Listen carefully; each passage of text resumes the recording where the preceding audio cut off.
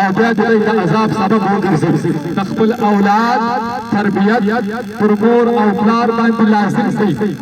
که چیرې یو څوک دا غواړي چې زما بوډاتوب چې پر هر سړي باندې تقریبا را روان دی، زما په بوډاتوب کې زه هوسا واوسم، نو یاد ولرئ د اولاد دپاره کمایي دومرې نه ده ضروري. دته ښه پوشاک ور اغوستل او ور پیدا کول دا دومرې نه دي ضروري. دته ښه د رهایش ځای ور پیدا کول دا دومرې نه دي ضروري. حتی چې تعلیم هم دومرې نه دي ضروري. که څه هم موږ د تعلیمي اداره چلوو، تربیت تر ټولو اهم دی. خپل د اولاد تربیت پخپله وکړئ، خپل اولاد ته وخت ورکړئ.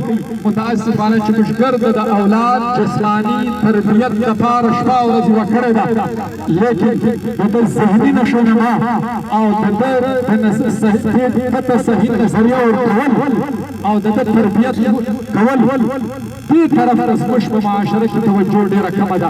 موږ ته د اولاد تعلیم هېڅ په ښه نه راځي، نه د دوی ترقي په ښه راځي، نه